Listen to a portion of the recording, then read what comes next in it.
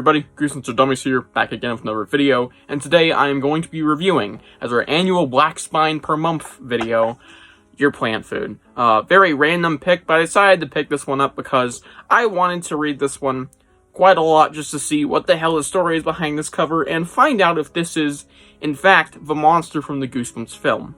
Because there's a Goosebumps monster in the film that even I'm not sure of, and that is the giant growing Venus flytrap. It's not from this book. Just flat out telling you. It's not from the basement, it's not from this book, so that can only mean it's entrapped in Stinking Ice Swamp. And if it's not in there, I don't know what to fucking tell you, because the wiki is lying. I wanted to see what the hell this story was about, because this is I'm gonna be honest, this cover is horrible.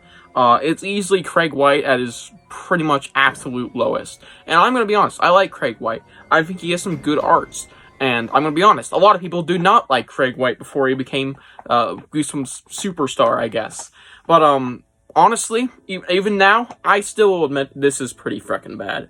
He has bangers though. But yeah, aside from that, this is one of the only plant-themed Goosebumps stories, and I decided to give it a read as one of the final Black Spines to review this year. So let's dive in. And now for the blurb. Everything's coming up. Evil. Ooh, scary. The Evil Creeper Botanical Gardens has been closed down for ages. It looks abandoned, even haunted. But your teacher thinks it's a great place for a field trip. Now isn't that lovely? You have to collect data from 4 different deadly gardens, and manage to stay alive. There are polka dotted roses that have the power to eat people, and cactus needles filled with a powerful plant virus. Touch one of these and you'll grow a green thumb, not to mention roots, leaves, and bark. The choice is yours in this scary Goosebumps adventure bets packed with over 20 super spooky endings. Fucking shitting my pants here. It's green like plants too. And let me tell you, my opinion on this book is it's fine. It is one of the most okay Goosebumps books I have ever read. Alongside Invasion from the Big Screen, which came before this, just right before this. I think this one is okay. It's fine, whatever. Do I recommend it? Sure. Is it gonna blow you away at all? No, it's not even very good. I think it's not even good. It's just like, it's good, whatever. So yeah, let's get to what I liked about it. Let's just get the general stuff out of the way, alright? The book had generally really solid endings across the board. None of them were bad, a few of them were really darn good, but overall they were mostly good, fine, whatever. And same goes for both arcs. I like them both relatively equally, though if I had to prefer one, it is probably the bug one. I think the bug one is way more interesting than the plant one, just because these bug creatures, we don't know what they're trying to do, and there were some fairly cool ideas in there. Now for the plant one. Surprisingly, it doesn't actually have a lot to do with plants. Yeah, not to mention doesn't even make up for, I believe, more than half, or maybe a little bit more than half. Either way, it's pretty split down the middle on how much this book has in terms of plot for each arc, and the plot that does focus on plants isn't even all about plants. It's about like 35% of the entire book is about plants. Yeah, it's kind of weird. But either way, I like them both. I prefer the bug one, like I said. And yeah, overall, this book is generally solid. And it actually had a few other things that really stuck out to me. This is a special edition. But I know it doesn't say it, but this really is. This is a special edition GYG without saying it is. Just due to the plot organization and how things work, this is basically a fucking power play without actually being one, which is really, really strange. Alright?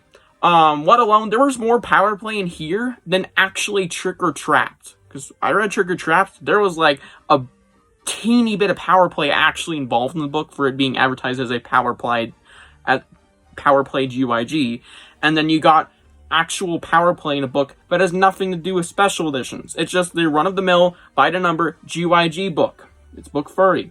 It shouldn't be power play, but for some reason it is, and I think that's really cool because it's actually not even small.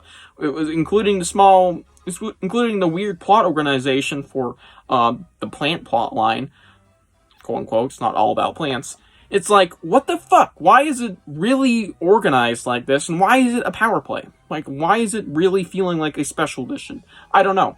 But still, if you're into special edition GYGs, and if you want something that actually feels like one, maybe pick this one up, because special editions aren't usually what they say to be, like Trick or Trap. That one barely has any power play involved. And yeah, I really like that aspect of this book, as well as the setting. This is what makes up a lot of the score, or at least like 2 points, maybe at most. I don't know. It's good. It's a really good setting, and I think it heavily influenced Dead of Night, of all things.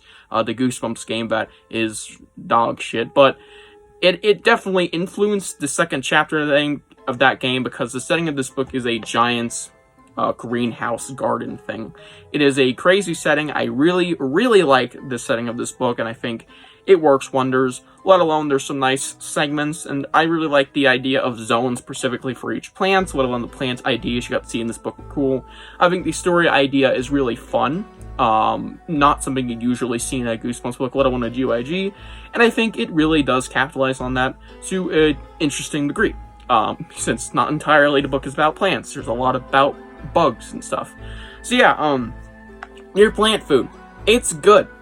It's not great. It's not even an 8 out of 10 good, give you a hint there, but it's like, it's fine.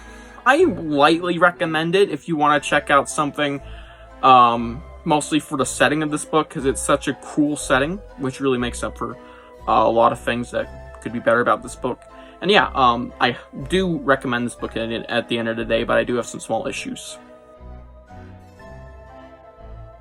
I had a few issues with this book. One I already kind of hinted at. The plants. There's not a lot of it in this book. In fact, I think it is false advertising for the most part. Well, for a good chunk of the book. Yeah, it's really strange that this is called Your Plant Food, and even the plant storyline does not have a lot to do with plants. It's more about environments and mad scientists. It's like, what the fuck? What the fuck, dude? Usually, I don't deduct points for this. Hence Frankenstein's dog being huge false advertising, Son of Slappy being false advertising in a good way, because that would have been dog shit. I don't want to read about Son of Slappy's version of Seed of Chucky. But here it's like, you're supposed to be talking about plants, and that's mostly just a setting thing. Yeah, I will deduct like 0.5 for that. But moving on from that, we have a few other things, starting off with the corny-ass endings, alright? Now, I did say overall the endings are solid, but that doesn't mean there's some that I don't think are cringe. Weirdly, that is an issue in this book. There's some corny fucking endings. I don't know what the fuck was going on. The writer was on shrooms, and you'll see more why in a minute. He was on some hella weed, marijuana, some jewel, I don't know. He was on some level of drugs at the time they are legal, because marijuana is now legal in a bunch of states. But yeah, probably bathing in it right now, whoever wrote this book, the ghostwriter. But either way, what the fuck, man? It's so weird how corny some of these endings are for GYG standards, because GYGs have corny fucking endings. Like, they're everywhere. But they're usually like, that's kind of goofy, I kind of like that, and I'm reading this like, that's not even funny. That's just bad. That is a horrible, corny joke. And I know it's the 90s. I know it's for kids. But it's like, these books usually have jokes that land slightly well, or just like, okay, I get it, whatever.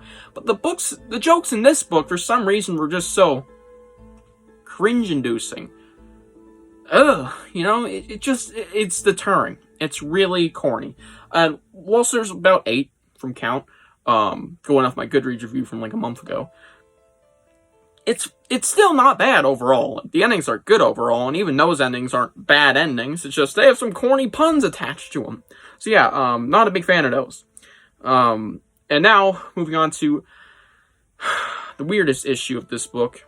It's bland. Yeah. For as interesting as a setting this might be and how interesting it sounds, like, ooh, plants, specific zones about certain plants, it might be really cool. It's bland as hell. Yeah. I don't really know why it ended up being so bland. I think it's just because it didn't really focus on these plants. Let alone, it felt like kind of rinse and repeat once it did. It's like, okay, plant does something evil. Kills you, you defeat it, move on to next plant, does something evil. Or mad scientist. And I think that's why I like the bugs, because they were one repeating but not actually new thing. They were new, I mean, when you got to them, but like, they weren't repeating, they were bugs the whole time, instead of just new bugs. It was just a certain set of bugs the whole time, which is probably why I preferred that one, yeah. Very strange. Very strange how bland this one turned out to feel. But, in all honesty, it is truly kind of bland. So it which adds to the, you know, mid to average good nature of it. Let's get to my score. I give this book a 7.5 out of 10. 7.5 out of 10, alright? Or 3 out of 4, or something out of 5 stars. I don't fucking know. Yeah, it's okay. I wouldn't recommend it heavily. It's not even a 4-star book, nor is it an 8 out of 10, which is the absolute average Goosebumps book rating. It's a little below average, or rather, little middling in average territory, but, like, still, it's not bad at all. It's good. It's just, like, you're not going to be blown away, and this is going to be one of those in one ear, out the other stories that you will never read again. Unless you, for some reason, really love the setting.